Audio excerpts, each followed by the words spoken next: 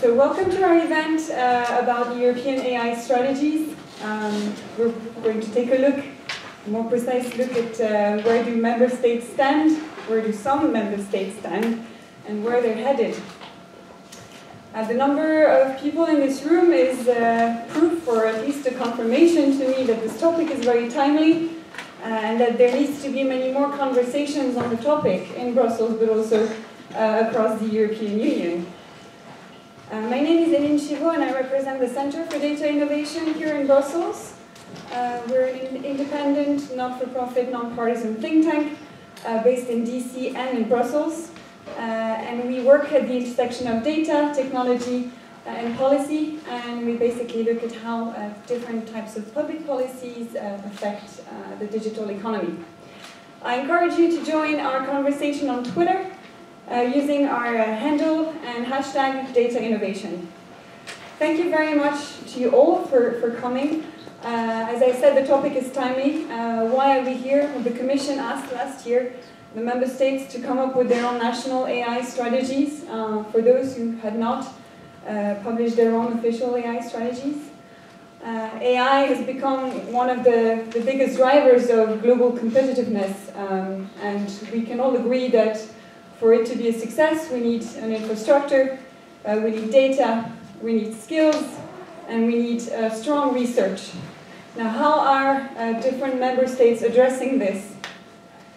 First, we will start our event with some keynote remarks that Minister of the Republic of Lithuania, Minister of Economy and Innovations, Mr. Virginijus Sinkevičius, has agreed to join today to introduce this event.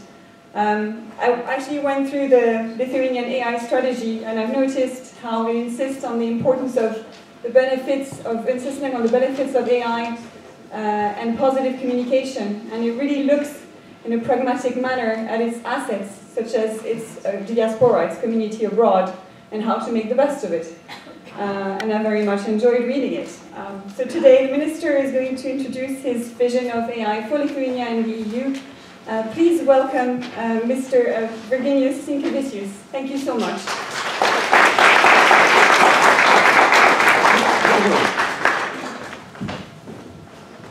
Good morning, everyone. Pleasure to be here. First of all, to see such a nice crowd. Almost all seats filled, and actually it reminds me about a month ago when in Vilnius we introduced our national strategy on artificial intelligence. We have had a hall of around 700 seats. I was very optimistic that about 300 going to be filled, because on Facebook we have had over 3,000 registration. All 700 seats were filled and people actually were standing behind. So it shows that the topic is actually very interesting and it's a good time to talk about it. To begin with, it's probably very important to know where we are, where Europe really is. And at the moment, if we look to Asia, China is sitting on the piles of data, have an extremely aggressive strategy of becoming, naming it, a superpower of artificial intelligence. Public funding is extremely high. Then if you look at the United States, again, private funding is at extreme heights. The policies allowing to scratch and use data much easier than in Europe. So where do we stand? We drag our feet behind slightly. That's, you know, if that would be a football match, we probably lost the first half, but in the second half we can do much better because we have 27, 28 players, not sure yet, but we can do better. And in our country's artificial strategy, three key things which we are talking about. First of all is, of course, a promotion of open data policy. The key thing for artificial intelligence, for development, for entrepreneurs to develop is, of course, a boosting open data culture. And by boosting open data culture, there is an important role of a politician and policymakers as well. First of all is, of course, eliminating of any gray zones. I always say that a policy can be a good one, it can be also a bad one, but the entrepreneurs, the business, they will adjust, and at least they will know they are legal or they are not. Today, unfortunately, we are facing that we have a situation in Europe where you're always balancing and using data, gathering data. It might interrupt with some privacy policies and etc. Secondly, it's extremely important is, of course, education and skills.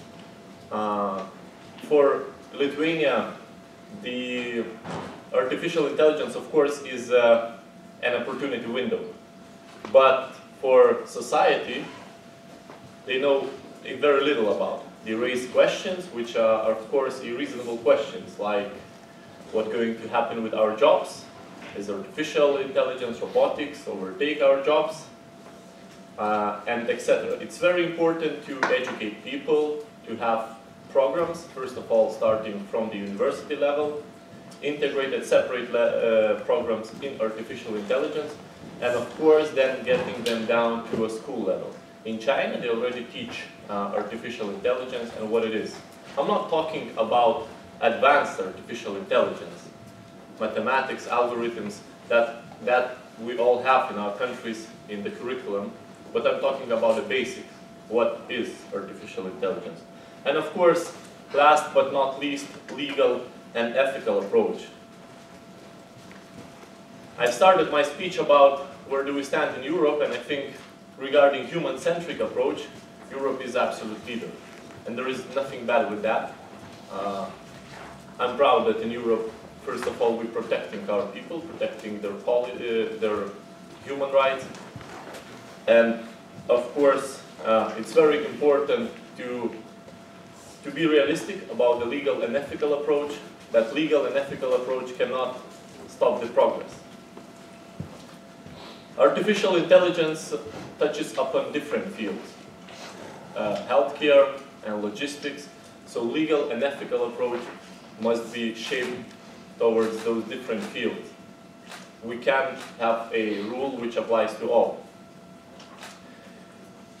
Finally, extremely important part is access to capital.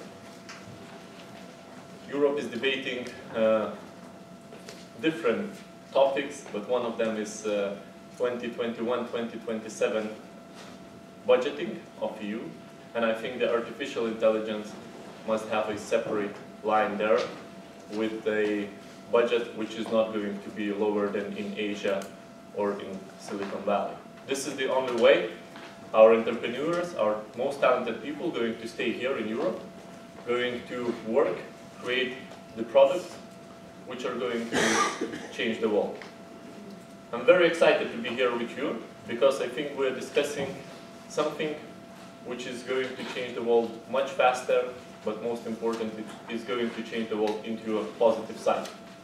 I wish you all a fruitful discussions today, and I hope that some of you are here, those who are working already with artificial intelligence, developing those world-changing ideas.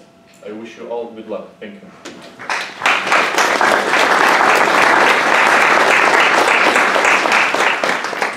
Thank you, Minister. So we're going to start this session because some of our guests will have to leave, unfortunately, 10:20. Thank you all for joining us. I feel very lucky to have 5 high-level speakers today. So I will introduce each of you, then we will proceed to the discussion, and then hopefully we will have some time for questions and answers. I'm sure you have many. So first, Mrs. Irina Orsic, you're a policy officer at DigiConnect, where you coordinate AI policy for the European Commission. We have Mr. Janne Peltola, Councillor for Competitiveness, Industry and Internal Market at the Permanent Representation of Finland to the European Union. And perhaps will you tell us a little bit more about Finland's own AI strategy, which was released just a few weeks ago. I've read the Finnish Google translated version, when I understand that Finland defines itself as a pioneer for AI. And then we will have Mr. Pascal Rogard, Digital, Telecom and Postal Service Councillor at the Permanent Representation of France for the European Union. And you've been in charge of the digital single market since 2012 there. And France, as many of us know, has been positioning itself as a catalyst for AI and taking the lead in the European Union in AI. And then last but not least, Claudine Vliegen, Attachée for Telecom and Digital Affairs at the Permanent Representation of the Netherlands to the EU. The Netherlands doesn't have its own national strategy yet for AI. However, you have a number of strategic documents, and perhaps will you be able to tell us how the government intends to make to build its strategy so that AI can benefit the Dutch and the European economy. But also, of course, thank you again, Minister, for joining us on this panel after your remarks. So I will start with you, Irina, as a representative of the Commission. I'd like to know, why did the Commission consider it essential to encourage member states to develop their own AI strategy, and how does the EU's own AI strategy, the Commission's AI strategy, and the coordinated action plan, how does that act in relation to this? Thank you, and good morning, everybody. We started with our AI strategy last year in April, and it is based on 3 pillars. It is the competitiveness aspect, to invest, to support the industry. It is the question of the transformation of labor markets and society, and it is the ethical and legal framework. And in this strategy, one of the tasks which we gave ourselves is to talk to member states, to talk with member states, and to do together a coordinated plan on AI.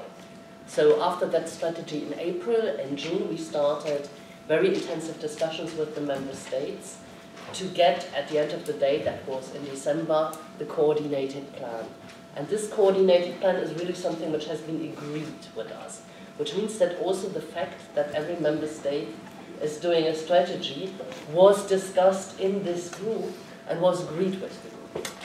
The objective is that we all want to work together, and we want to develop a maximum of synergies, of complementarities. And to do that, we all need to reflect where are our strengths, where are our weaknesses, where do we need to invest, what is essential. Only if we have that full picture, we can fully develop all the synergies and complementarities. So this is why basically everybody also agreed to put together a strategy. Now, our objective is, and this goes back to what the Minister says, to significantly increase investment in AI, because there, in the private and in the public sector, we are very much lagging behind other regions in the world. And we, the Commission, with our budget proposals, put forward a first step, be it for the current period, for the next 2 years, but also for the future. And there again, we want to see with the member states, how can we develop synergies? Where is it necessary to invest? How can we do this together? For example, talking about research, when you're having certain testing facilities, we need big-scale testing facilities, because it's essential that next to the research, we also transfer things to the world, to the industry. And for that, we don't need to have all 28 the same ones, but it's fine to have something which is very popular, to have corridors for automatic driving, to have something on blockchain like Lithuania has, to have smart hospitals, which are elsewhere, and to really put together, like, where are the strengths? How can we work together? Did I answer, or shall I tell you? I think you have, partially. I would like to know, however, how do you intend to monitor the progress of the member states? Are there any benchmarks or metrics that you have developed, and how do you want to make sure, how do you intend to make sure that the smaller countries are not left behind, that this is really a joint effort? Yeah, so one thing I didn't say is that after the plan is before the plan, so the plan is going to be renewed annually.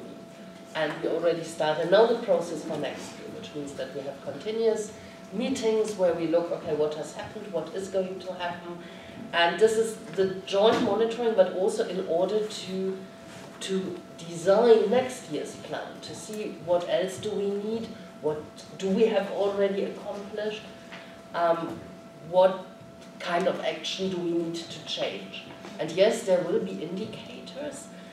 There is a project done together with the Joint Research Center, JRC, AI Watch, and we are currently setting up a group together with the member states again to put together indicators, to see really how can we monitor investment, how do we calculate the same investment also for a loan or something, but also how can we measure the impact on society, the deployment of AI.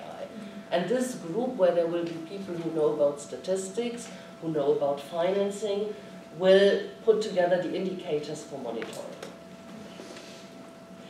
Thank you. Can I Just one more thing? I believe one thing which is really key, talking about big and small countries, is that Europe is very strong in research.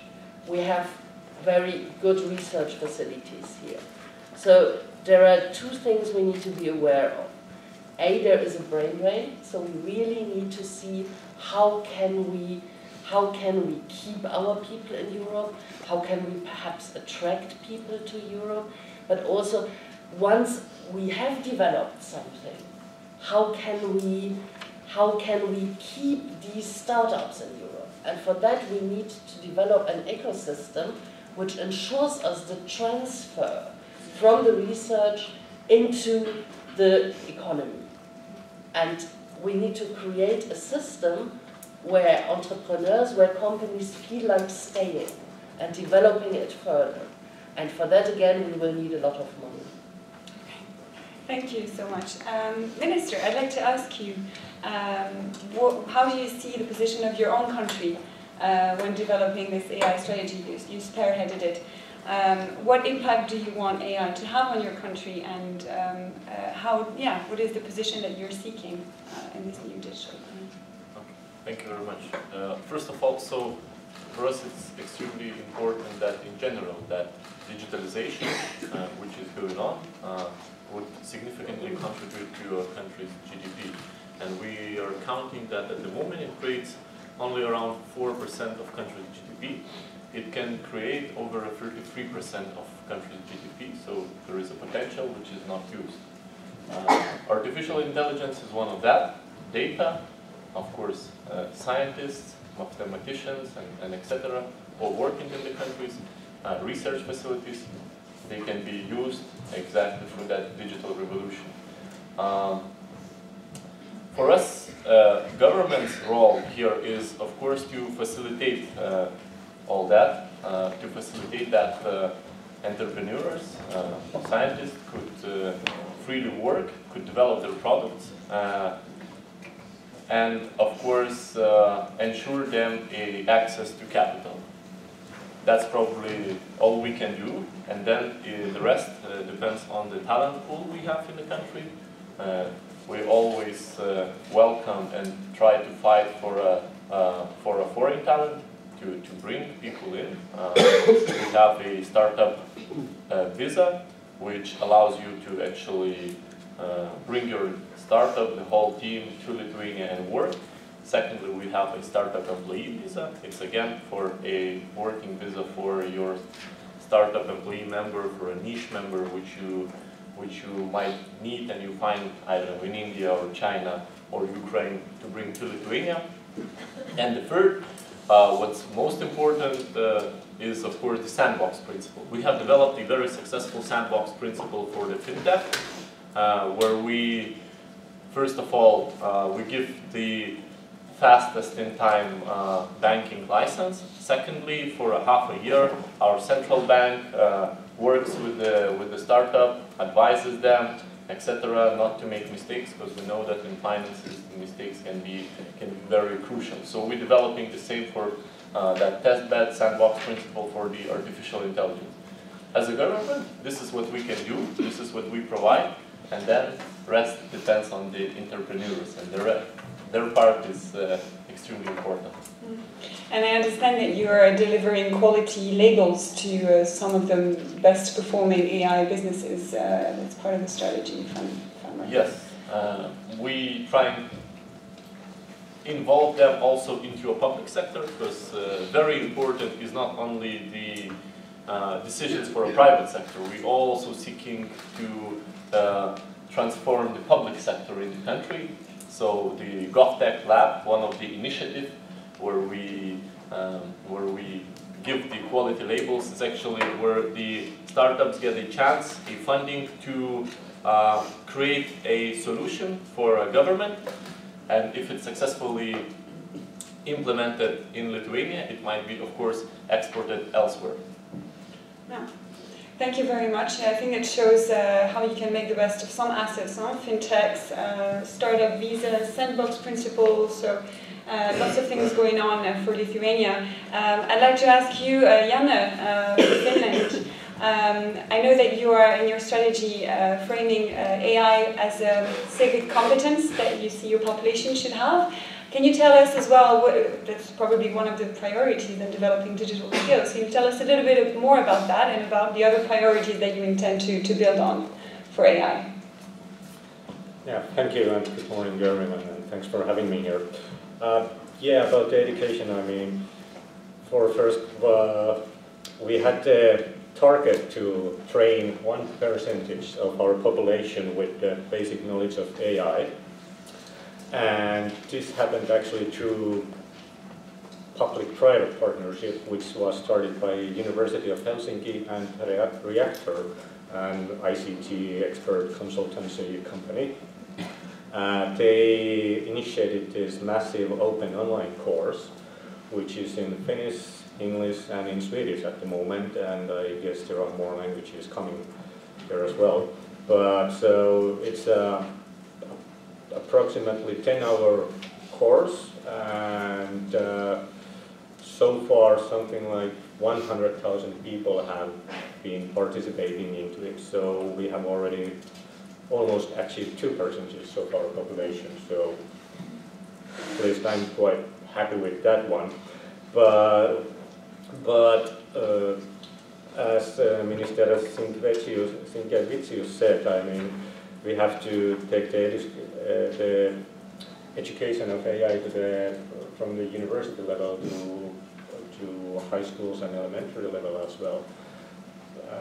But actually, I have one good story about taking it even lower level. I mean, we have one of our brightest AI people called Miss Linda Liukas, and she has actually published a children's book on AI and on computing, and it's been quite popular, and it's been translated into I don't know how many languages actually, at least in Japanese and Korean. So they got China, but of course we have also this. Finn mentioned by Minister Sinkevicius the brain leakage, so we have to also attract foreign skills, foreign people to our country. So we have some of the similar means as Lithuania as well. Thank you very much. I also noticed that your strategy does seem to clearly mention the global race with competing with AI leaders such as China and the US, which I thought was quite interesting. Now I will turn to France and ask perhaps you, Pascal Rogat, to tell us a little bit about this AI strategy that has been developed already last year. And where do you stand after a few months, and just perhaps give us an overview of the main priorities, and also particularly I would like to know how you intend to accelerate uptake of AI in the private sector. Okay, thank you for inviting me, and thank you for all of you being here. You know that France was, I would say, very early in developing an AI strategy. We started indeed among the very first member states. And why have we done that? I think there is mainly two big reasons. The first one, you just mentioned it, it's because we cannot just wait and see We have big competitors. I think they have some figure here telling that China will invest within 3 years $13.5 billion. And the US, if I'm not wrong, are about 20 billion. So, I mean, we have really to have this in mind, and we all know what developments are in this country, especially in China.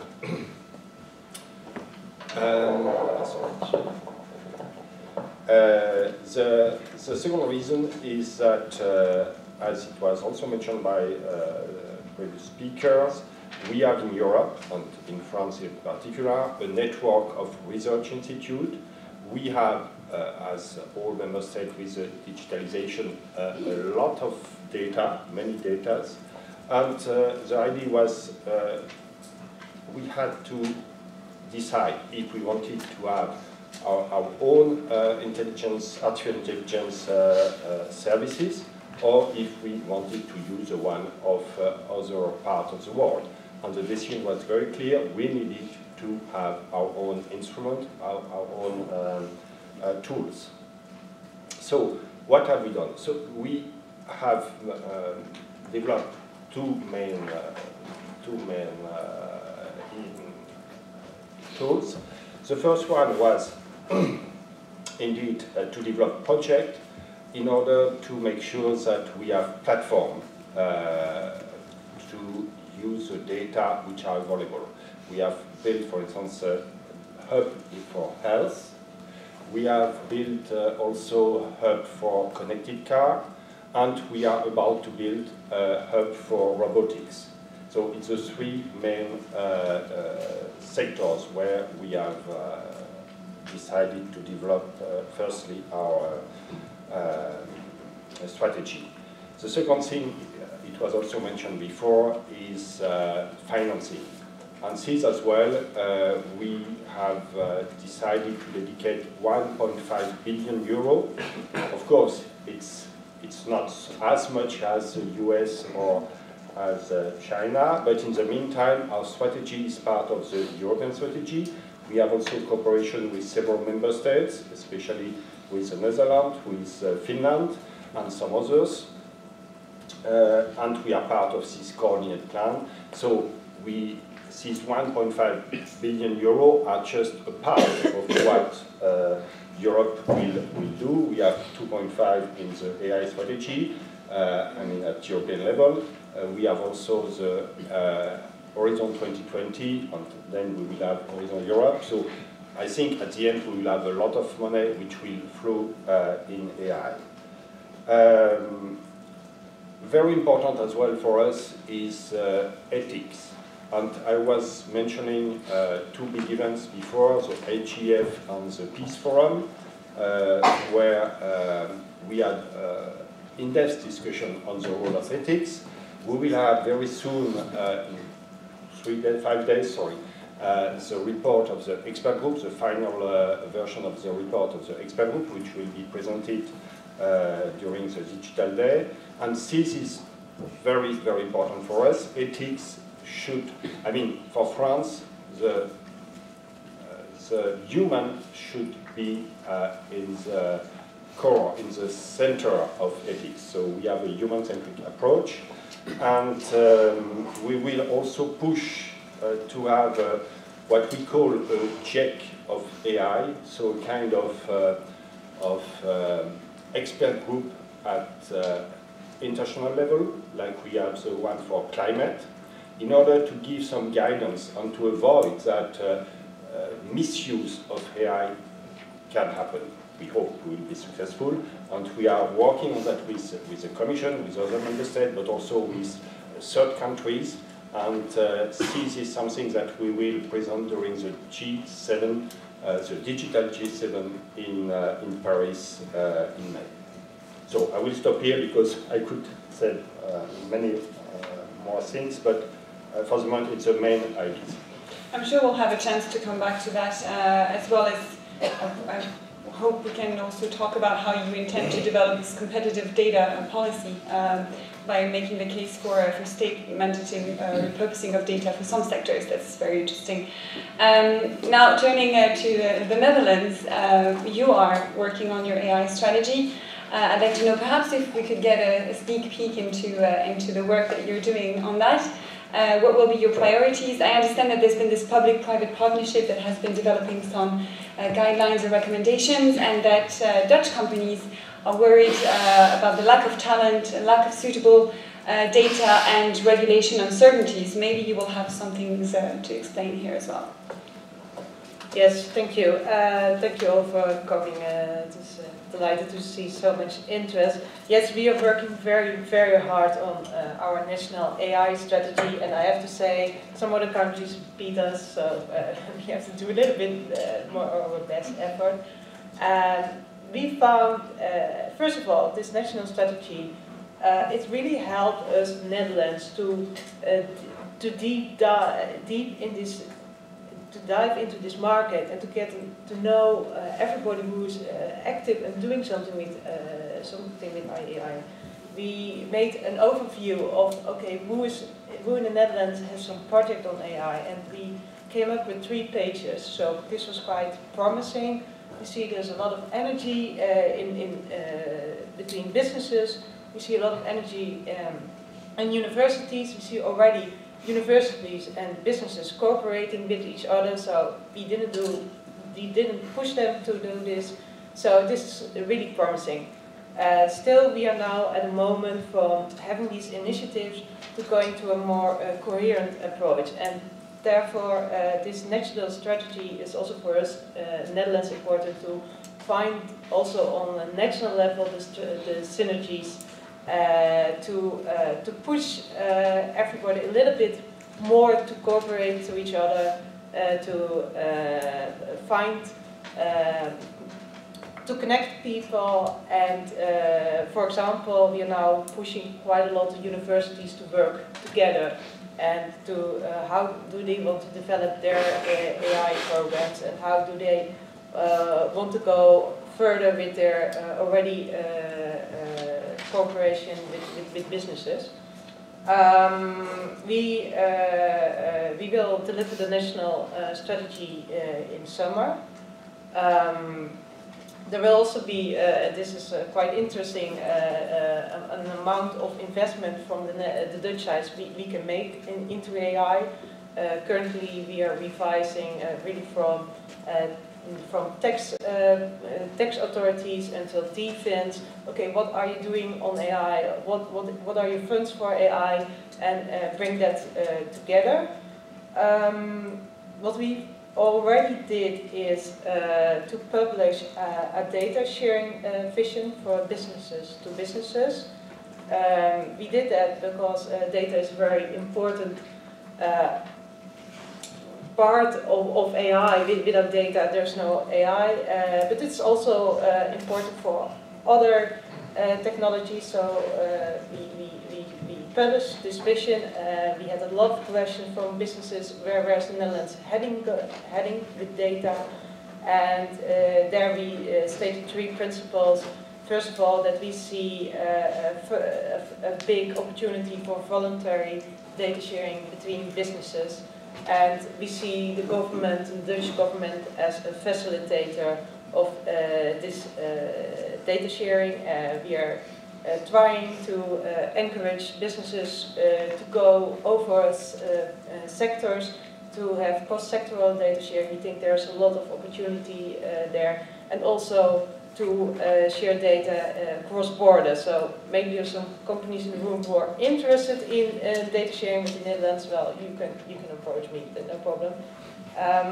Second, and that's the part where we also have to say as government, we cannot preclude any regulation. We have to see how things develop, and it's always important that regulation is not restrictive and has to serve a policy goal. But this is also a clear message to our businesses. We would like to facilitate this data sharing, but we cannot preclude regulation at this moment, and we really have to see how things develop.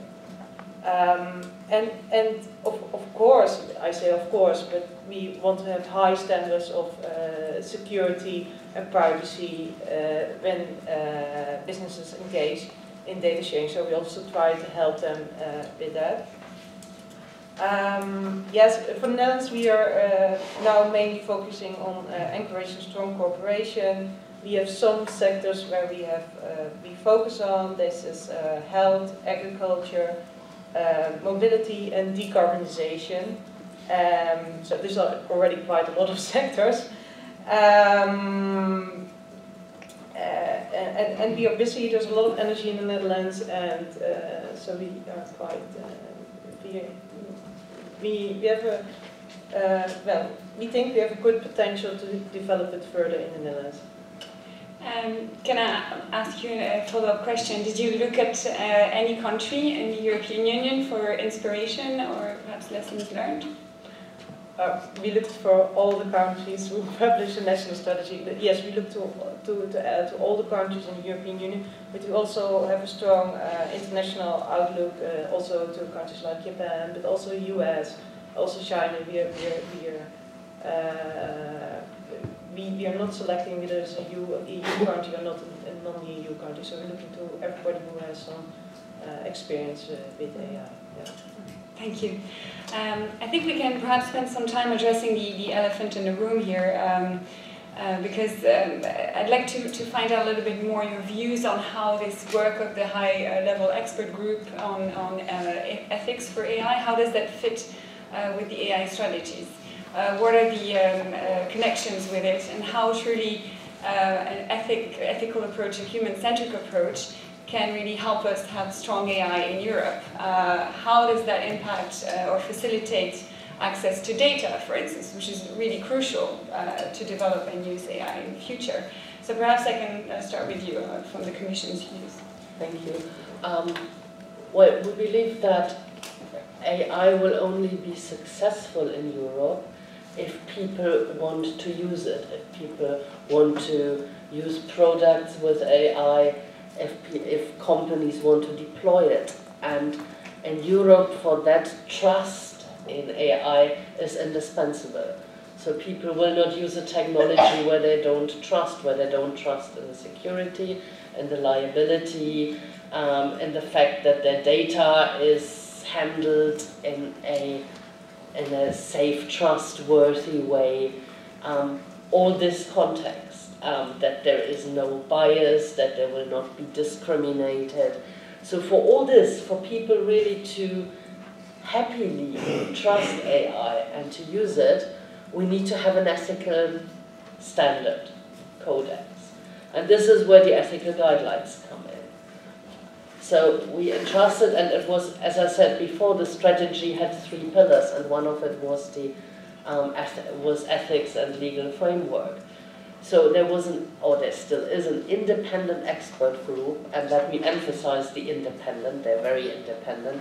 We are only sort of the secretariat for this group, which was sitting together since June last year as well, with very, very intense discussions, with very controversial discussions. There are members from the civil society, there are representatives from the economy, there are plenty of professors, be it for academia, be it engineers, be it lawyers, be it philosophers. So it's a very, very wide group, and indeed with controversial discussions. They had the first draft, which was put for public consultation in December, and as Pascal Rogard said, next week they're going to release the next version, so the for now final version. Now, how does it interplay with the rest of the strategy?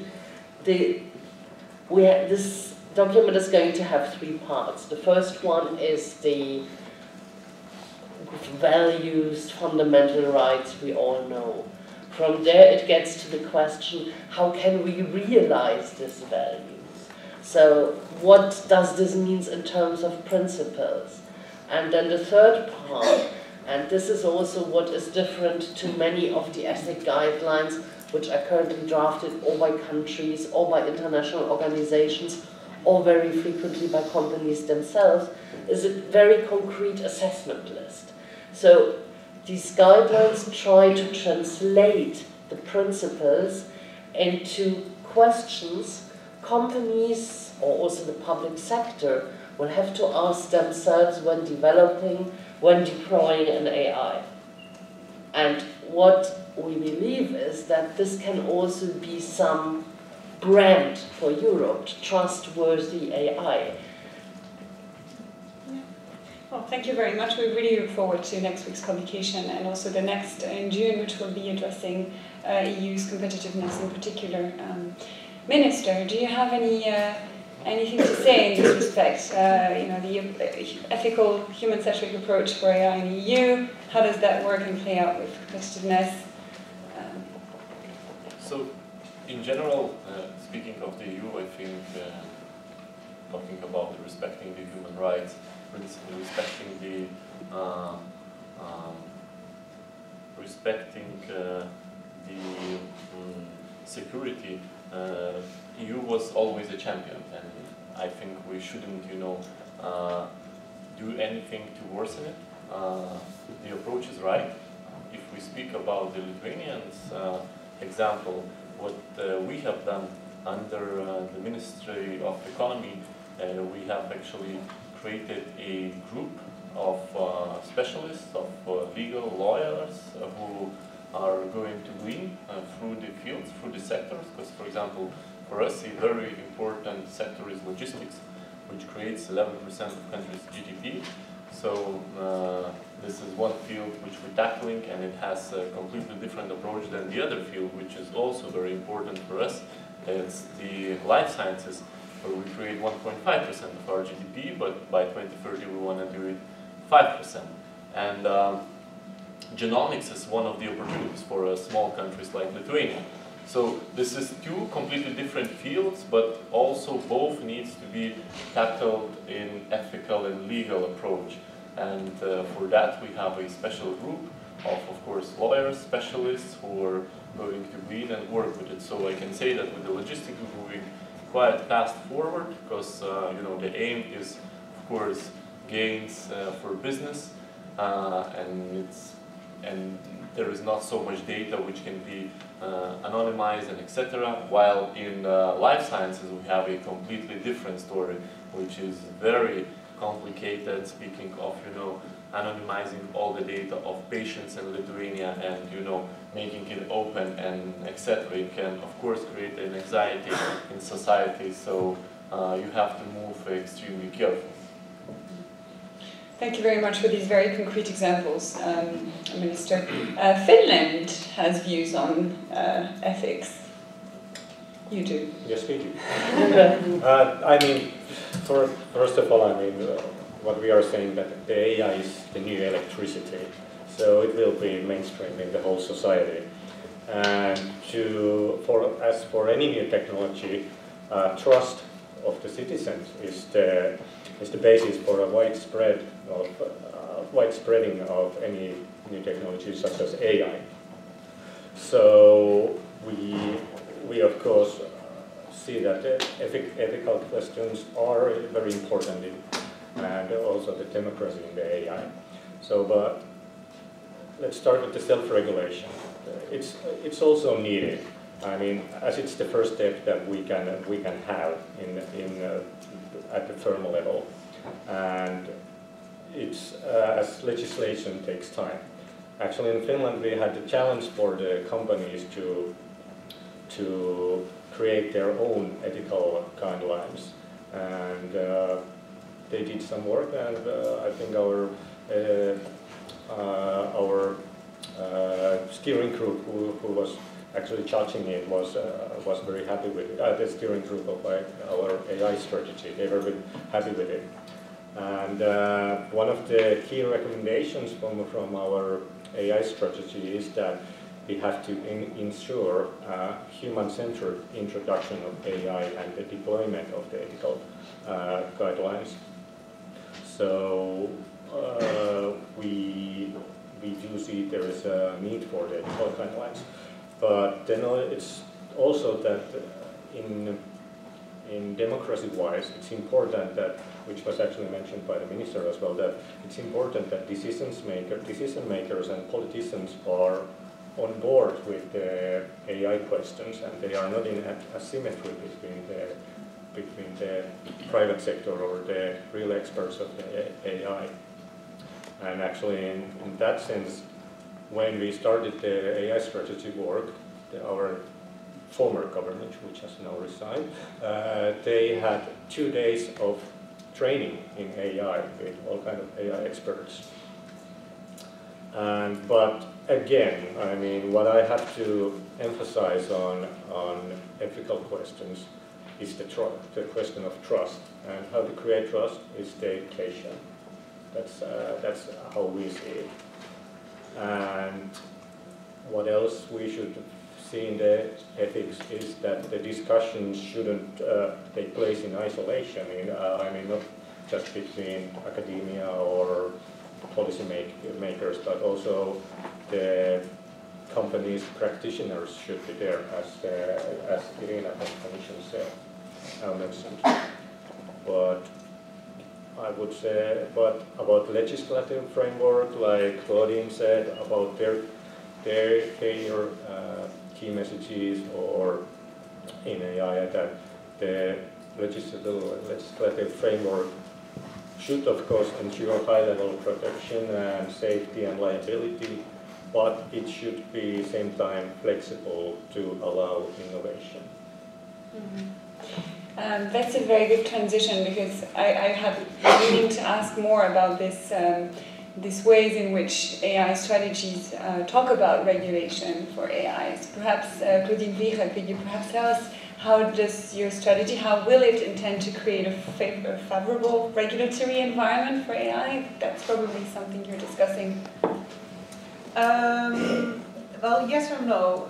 In that sense, a lot of the regulation which might be impacted by AI is European legislation, so it's not really for our national strategy to look at to take that into account. The national strategy will be more on stimulation, but like our data sharing strategy. We cannot preclude it now, and we think it's wise in some areas to at least evaluate is this legislation still fit for purpose. I can't go now in detail what this legislation would be, but where are we looking to, but this will be in our strategy.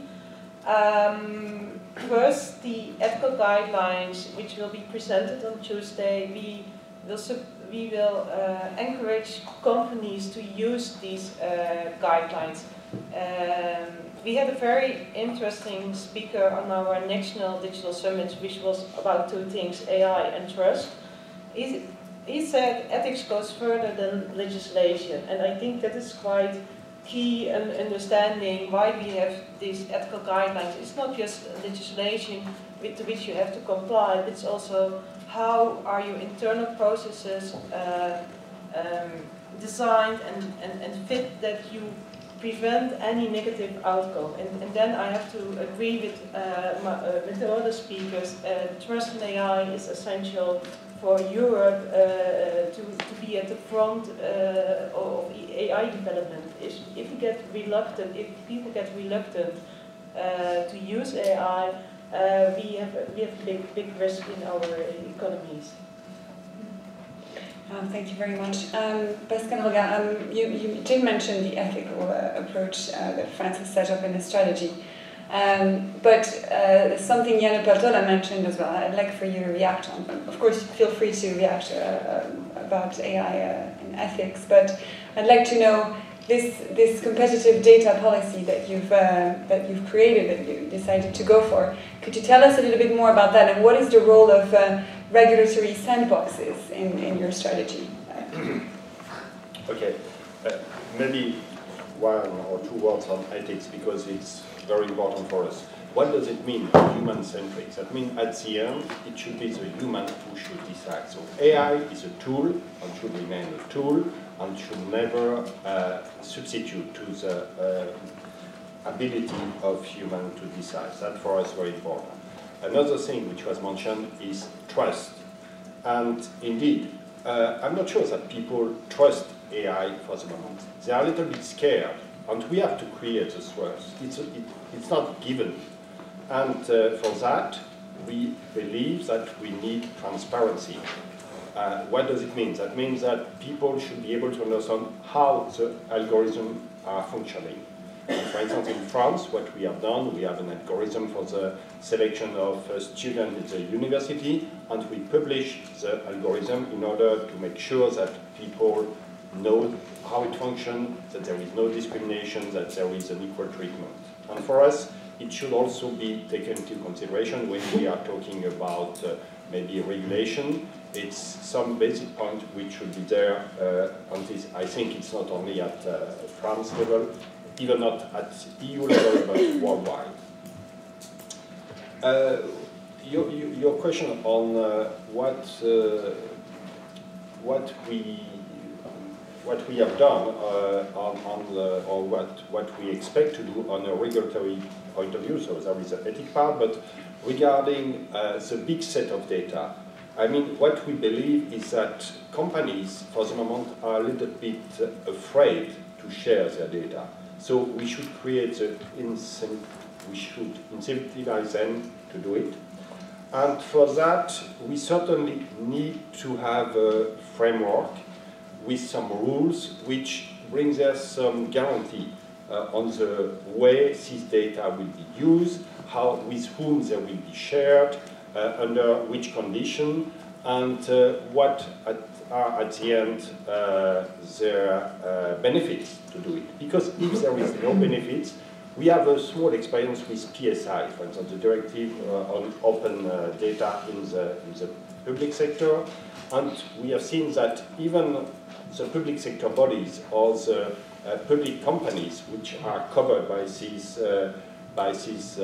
regulation were a little bit scared to share their data. So we should have incentivization, and the way to do it is maybe, it's something that we are thinking about, to create this big platform with some basic rules on the access ability, on the way these data are used, with whom, and maybe to allow the company to keep a certain control on their data. If it's a completely free market, it could not work at all, because companies will not be able to share their data. So I think it's something we have really to take, not at national level, but at European level at least. And if I'm not wrong, the Commission is also thinking on how to build such a big platform in order to make sure that we create the confidence, the trust for the companies. Thank you. Thank you, Mr. Hoga.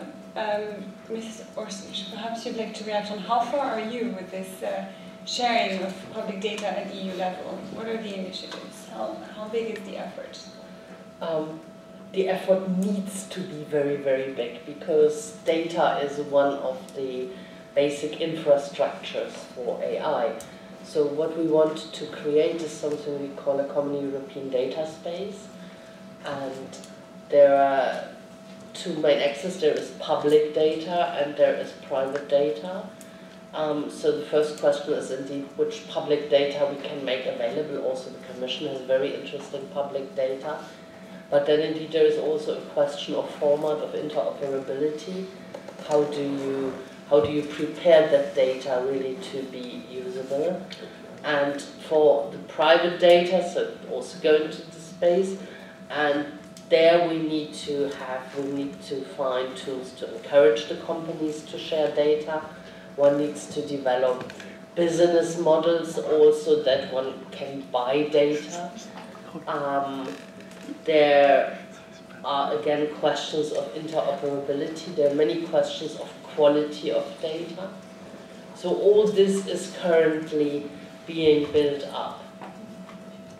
And then perhaps there is a third axis also we are following, which is the data in the medical, in the health sector, because there we can see great benefits, for example, when it comes to rare diseases, when it comes to recognizing and also curing cancer.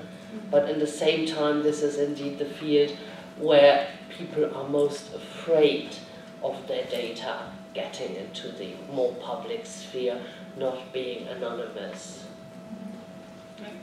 Thank you very much.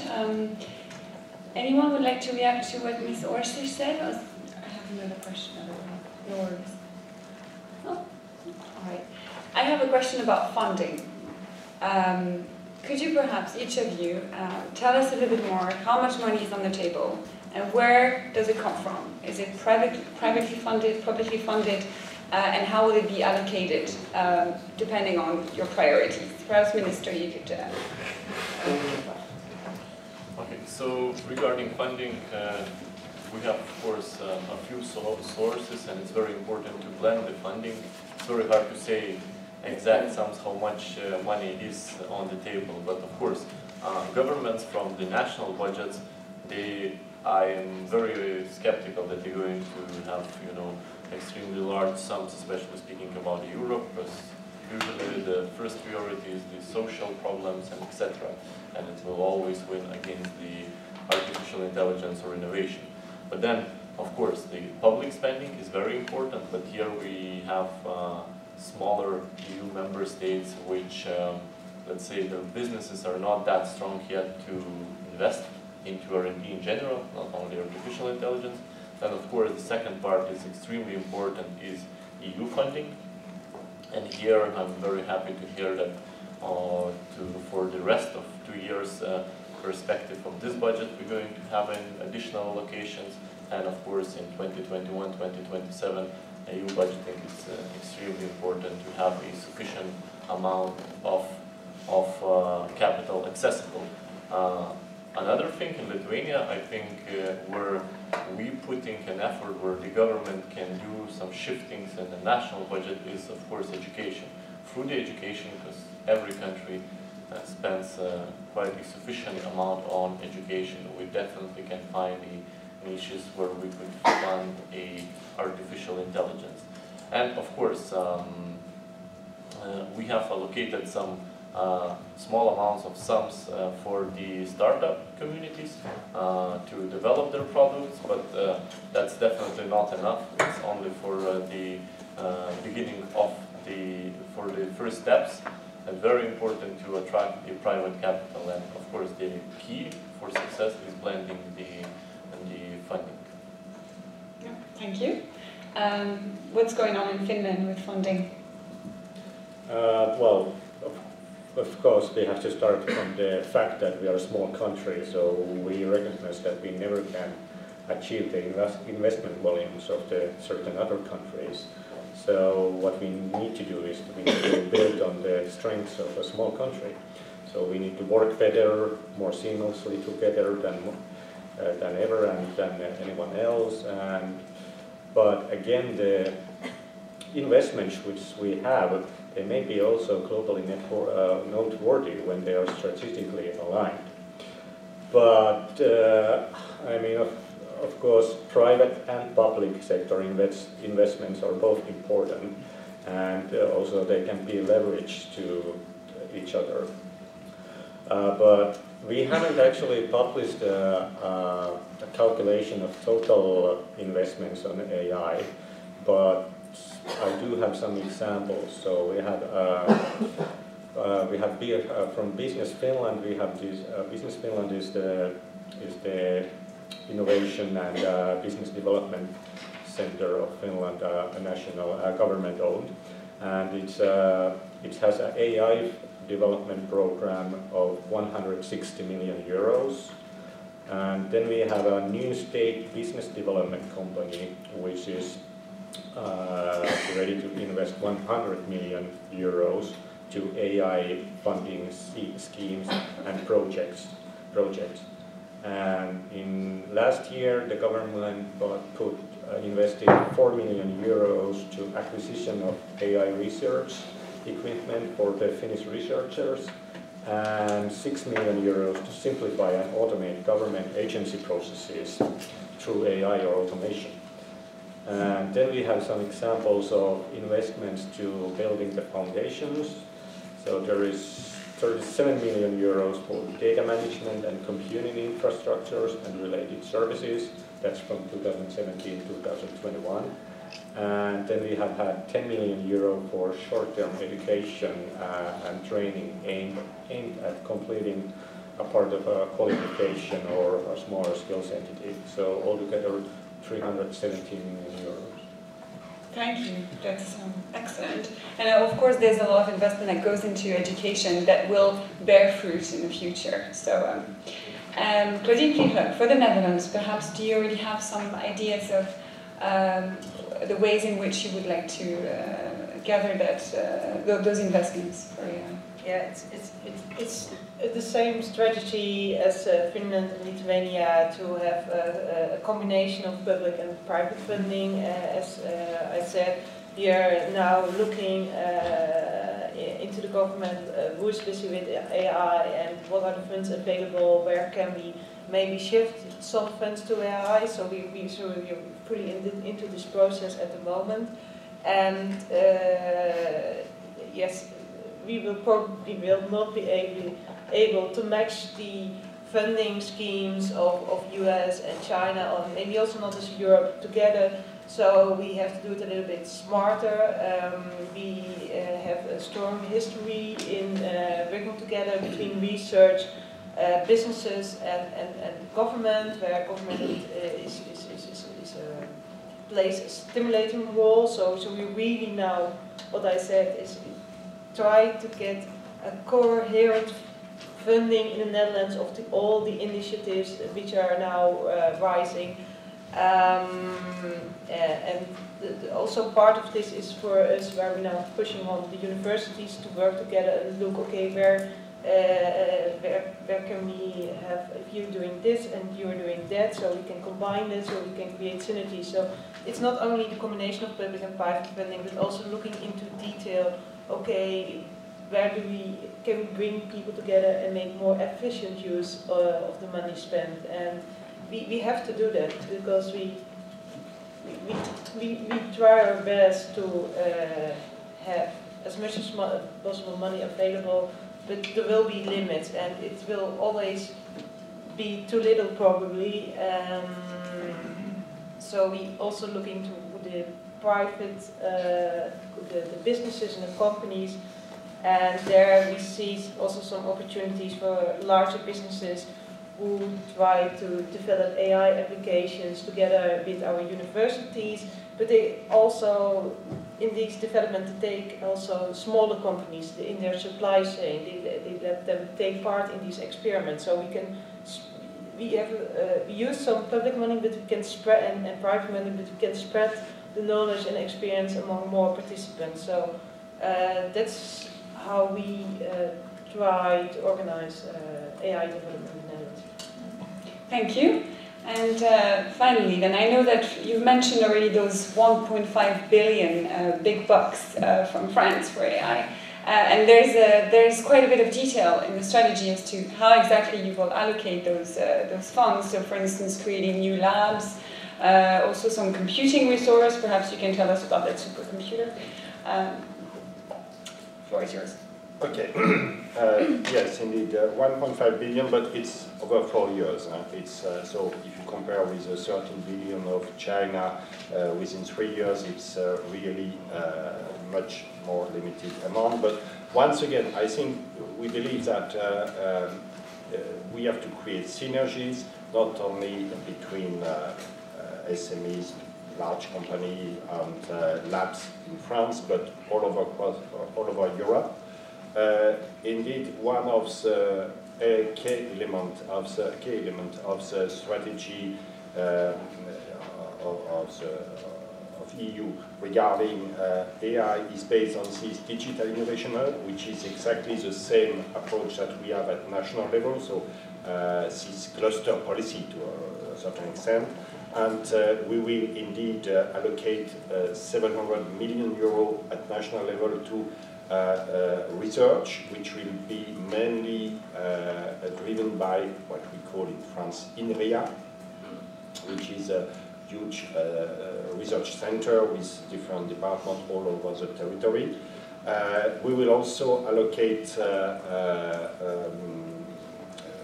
part of this 1.5 million to AI for government, because we really need to develop this part of AI, and the rest will go for a little bit in the spirit of the Digital Europe program.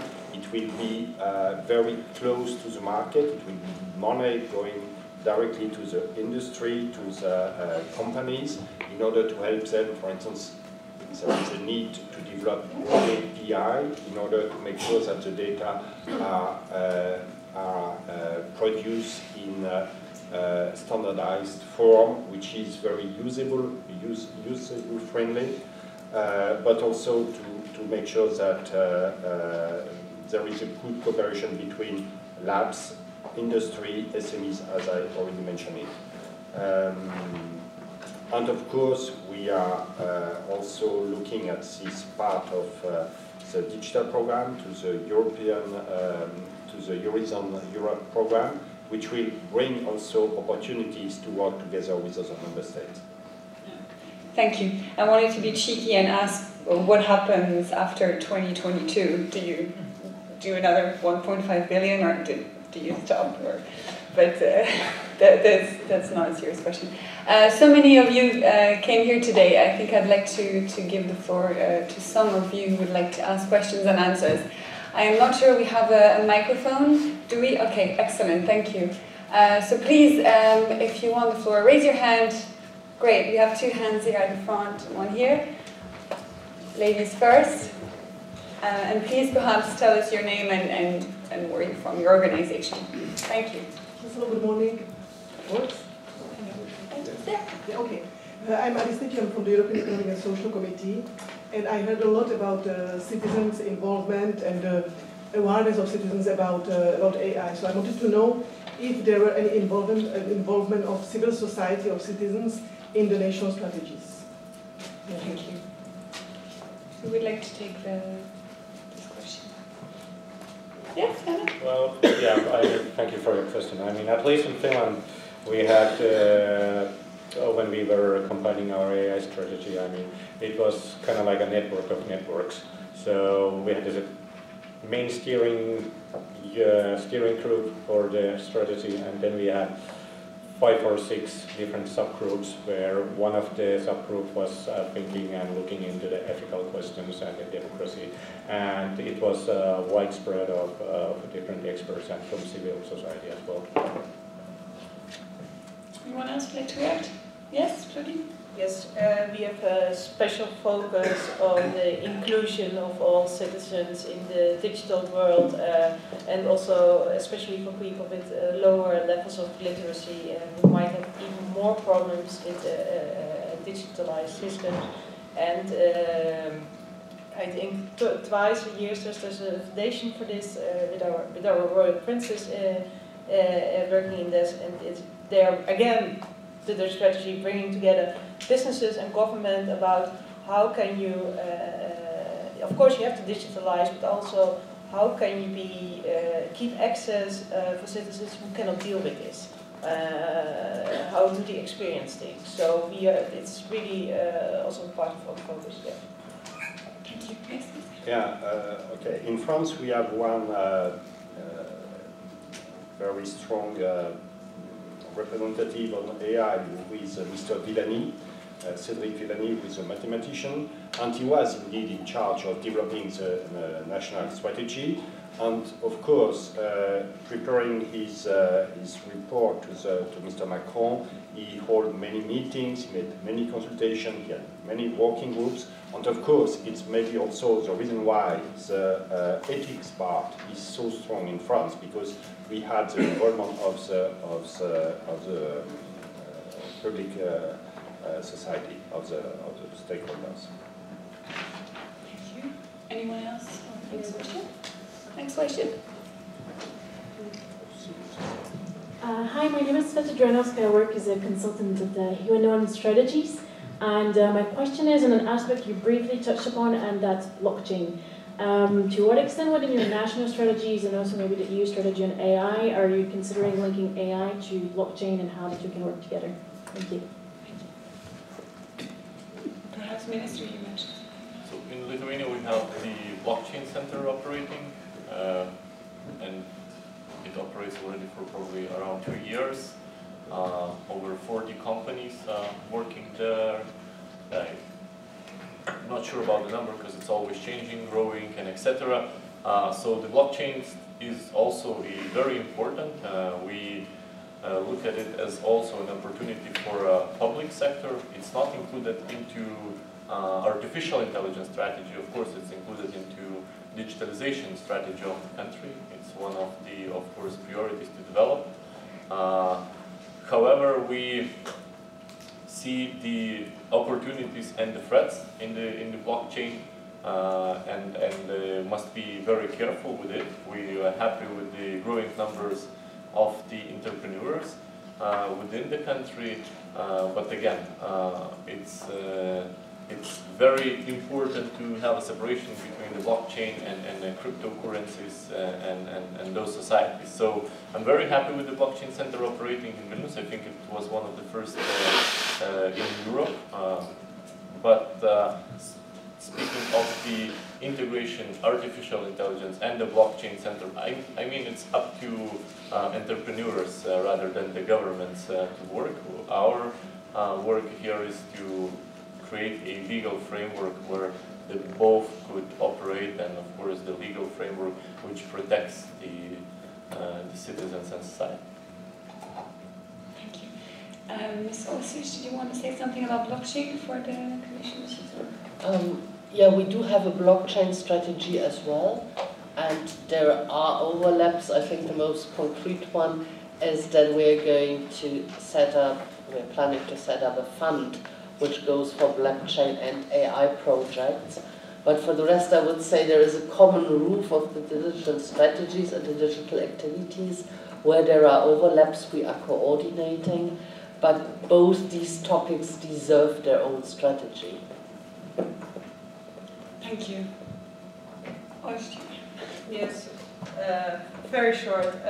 Yes, we are taking part in these European initiatives with some use cases, and which we try to on blockchain, which we now try to scale up for on a more national and European level, also with the recognition of diplomas.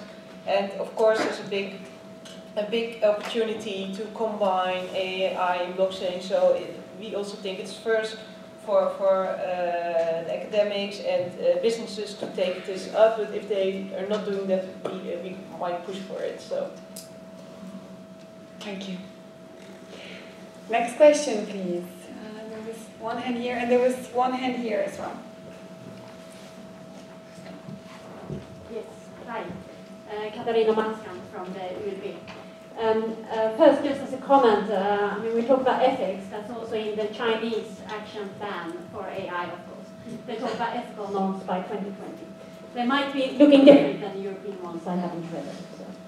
But my question would be, a number of you have talked about it. We know a big part of the European economy is SMEs, and a number of you mentioned it. But if you would take 1 or 2 points where you think, which is the most important things to do for SMEs, you can talk about the startups, but maybe especially on the deployment part of the innovation cycle. Thank you. Thank you. Yes? Yeah, I actually deliberately didn't say anything about the size of the companies, because I think most of the companies working on AI issues in Finland are SMEs. But what we have done for deployment of AI on this issue is that we have this kind of Finland's Artificial Intelligence Accelerator, which was initiated by the Ministry of Economic Affairs and Employment, together with the Association of Technology Industries of Finland. And it's actually a platform for companies and the rapid enhancement of abilities to adopt AI applications to large-scale use. And it's open for all kinds of companies, small SMEs, mid-caps, small mid-caps, micro-enterprises, entrepreneurs, large companies, and academia and research institutions. And they work there together for real-life use cases. So, and actually, one of the things they are working is to kind of like translate the Finnish language into the other languages, and this had been taken in our what is that called, the immigration services, that immigrants who don't speak Finnish or English, that they can even do their deal with their issues with the officials in their own language. Thank you. Any other reactions? No, I mean, maybe it will also answer a little bit the question that you asked at a certain moment, but I didn't want to go too much into detail. But we have created a network of institutes and of research institutes offering services directly to SMEs.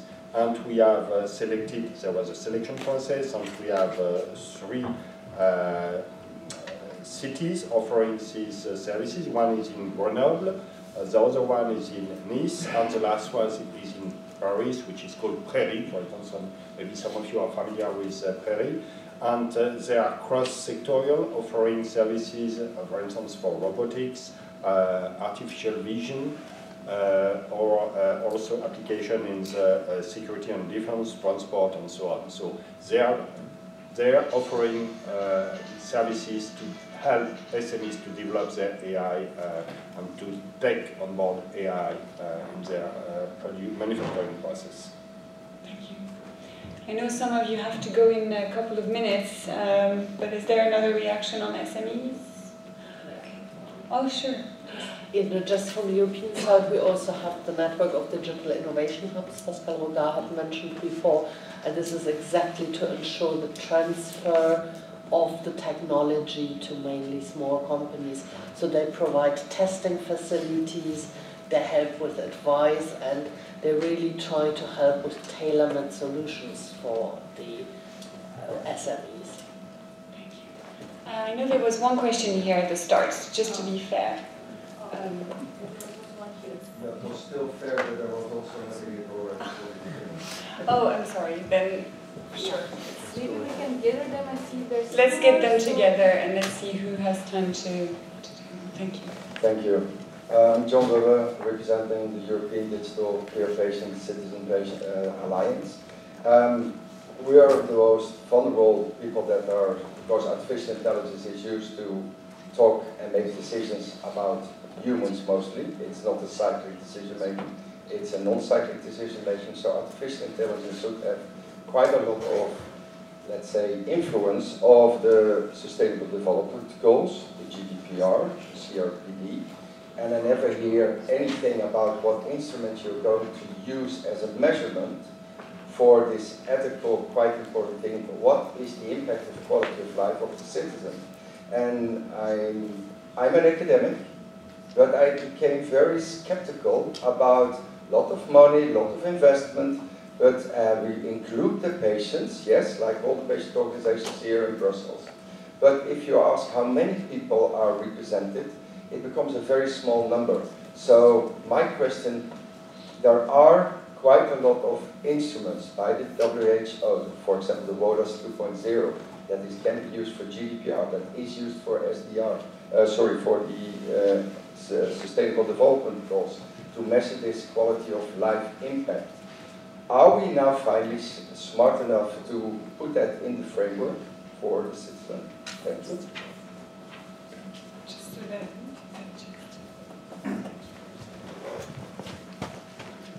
Try to make it short. But Carsten Hess, head of digital strategy with the Santander Banking Group.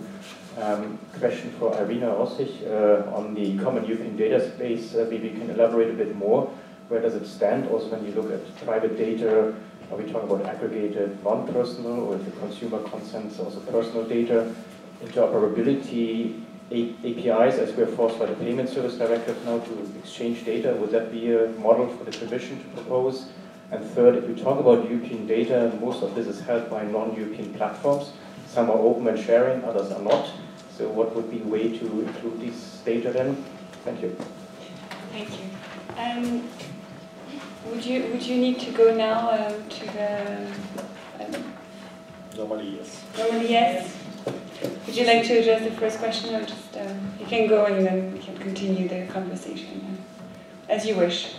Okay, I can say a couple of words on that issue, but I think, of course, measurement is always very difficult, but before measurement, we should have some rules. So we should agree on some principles. Therefore, we are thinking that ethical guidelines, which will be published next Tuesday, are very important. But as I mentioned it also before, we also believe that it is important to enlarge, to have a much broader approach, which is worldwide. And it's one of the initiatives of President Macron to try to set up this high-level expert group at international level. It will be announced, as I mentioned it, during the G7, digital G7, and hopefully as well as G7 in Biarritz. And we hope that through this expert group we will be able to have some guidance worldwide on how AI can be used and how it fits with the expectation of the citizen and doesn't go beyond what is acceptable by the citizen. Then, of course, the question of measurement, but once we have created the framework, we can certainly also try to see how to measure the impact, which is indeed very important. Thank you. Thank you. Very short, yeah. Sorry, I also have to go. Yes, I agree with Pascal. I mean, maybe we're not yet at the stage for really serious measurement, and I think these ethical guidelines which will be presented on Tuesday, that it is important that a broad range of companies, also in health sector, but also for SMEs, are taking part and can reflect on the use of these ethical guidelines. As I said, we see ethical guidelines, ethics is more than just about obeying the law. So we have to focus also a little bit of our attention. So maybe let's test them first. And I wrote it down. I will take it to my colleagues back at home and say, okay, maybe this is one way to go forward if we go to a next stage for where we do have measurement and more precise policies on AI, and probably on a European level. Yes. Thank you. Those of you who have to go, please, you can go. Thank you so much for joining us today, and we can continue the conversation with the other panelists in just a few more minutes. Thank you so much.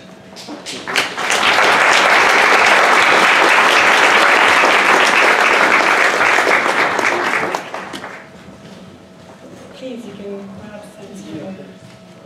Yeah, thanks. I can answer the first question as well and try to offer a bit different one than my friends and Dutch colleague. I mean, but taking the message from you as well as Claudine, that maybe something that I have to take back to Helsinki. But I mean,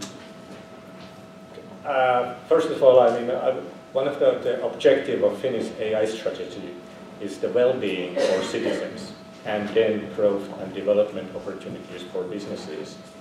And then, if I offer another perspective on this, is that talking about Finland's presidency of the EU Council, which is around the corner soon, and there we see that combining single market policy, digitalization, including AI, and industrial policy is necessary to be able to respond to the global challenges, such as the climate change and also, of course, some other sustainable development goals.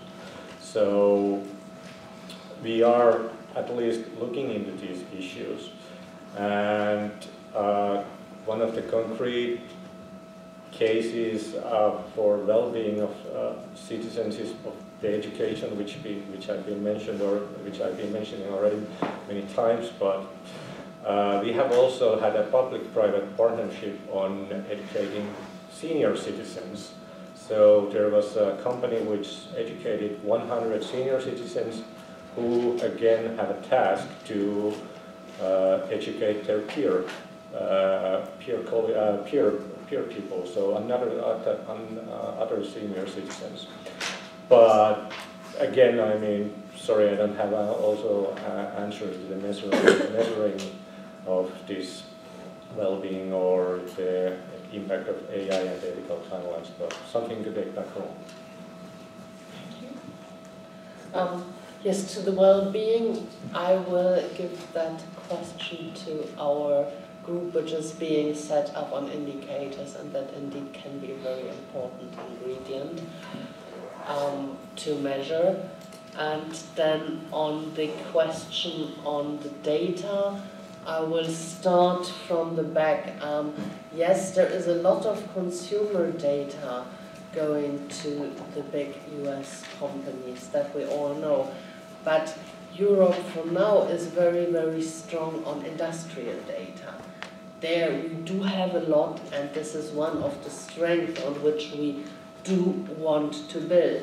So this is part of the data where we believe that this is very important for the data space and where we can really do something out of it. Now, when it comes to data exchange, the financial sector is definitely one of the most advanced. So yes, we can look into examples from the financial sectors to look how this data sharing is possible.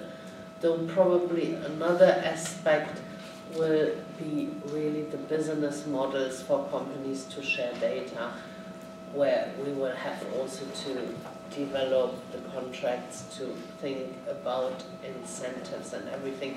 And when I say here we, it's not we the Commission, but it's really the industrial sectors, the experts, the member states, the Commission. Thank you. Are you satisfied with the no? Is there one last question or two that we can take?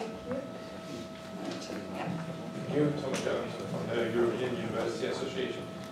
When you look, also in Brussels, when you look at the whole AI governance and who takes what decision, it's sometimes a little bit difficult. There's the national strategies and bilateral coordination, European coordination. We just heard about G7 coordination. And if you look at, for the data part, what we're involved in, things like the open science cloud or the European student card about student data, and it's not a, let's say, a fast process. It's been step by step. So it's odd when all the member states have gone, but we have the presidency at least. Is there a place where you have consensus, say, we go full on European tomorrow on this one? Or is it more, yeah, let's go step by step and see how we can coordinate things along the road? Is there one area where you see that full on European approach? Thank you for your question. There was one question here, I think, yes, and then I will let you respond.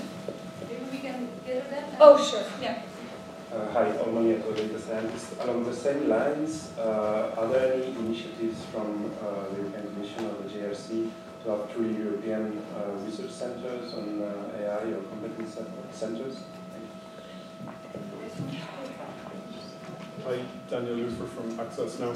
Just on the impact and the ethics, maybe 2 points to consider. One is the creation of new jobs with AI.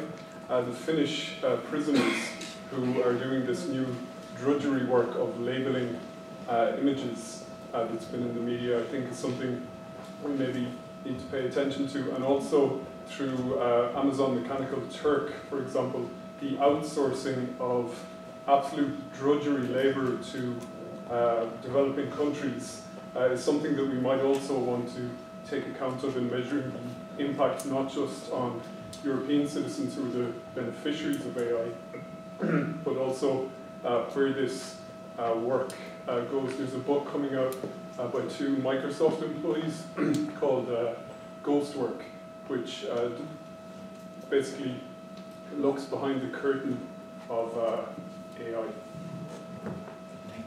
Three excellent questions. Which one has your preference? Where would you want to start? There was two questions. Well, one question directly for me, and two more. One was for Irina, and I think the last one was more of a comment, which I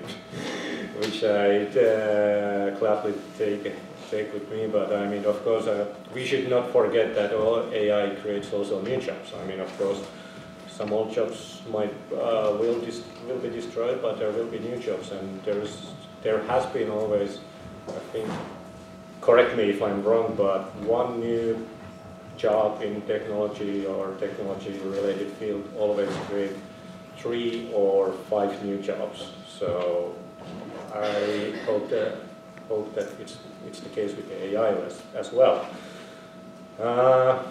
About first question, common steps or where we will full as Europe go full ahead. Well, we do have 28 member states at the moment, I guess. And 27, it's always about consensus. And so, to be truly honest, I wish that we had some common understanding that we should go full ahead. At least, actually, that is the common understanding which we have, that we should go full ahead. But I guess the real concrete actions on which ones, on which issues we should proceed is still the question mark. Sorry to disappoint you with this one. Thank you. Your turn, I think. Yes, on the coordination, just on the international part, so we are also closely working with the OECD, with the Council of Europe, with G7 and G20. And this might look very confusing, and probably it is, but we're trying also there to get the maximum of synergies, the same we're doing internally. So one can say there are too many people dealing with it, and it is confusing, but then I think the more people think about it, the better it is also to push it forward right now, because we now have the problem that it is not in everybody's mindset, or frequently the ideas come more from the movies we have seen and the books we have read. The competence centers and research centers, so yes, we do want to build up more of excellence centers in Europe, focused also on AI, where we really have a concrete focus, where we do have the excellence, where we do have the researchers, and where we put the resources together. There are different discussions about, like, do we need a CERN for AI, so one big center that does it all? But the current way it is discussed is more going into a decentralized direction and a virtual network, but discussions are currently happening, and I think that I can leave it there for the competence centers, but this is something which is being done, and also there is thinking about having a public-private partnership for AI, so also to encourage more of the private financing into it, and that would indeed also be in the research field. So we currently have one of the partnerships on data, we have another one on robotics, and the idea is to bring those two together, that first they, but also what we call a leaders group with industry leaders, get together to see how can we develop a strategic research agenda for Europe, including all countries, all strengths, all weaknesses we have. And the next step then indeed could be a strategic public-private partnership for AI.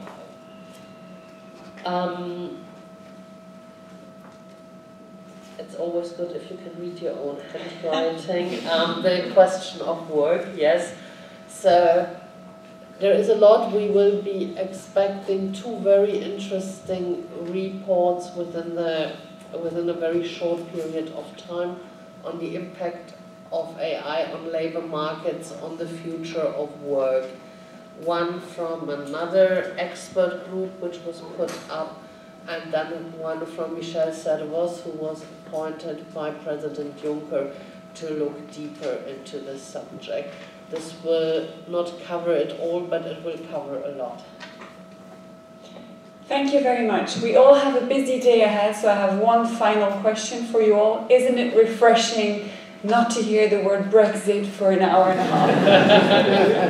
Thank you all very much for coming today. Thank you to my wonderful speakers. Thank you so much, and I hope the conversation will happen again.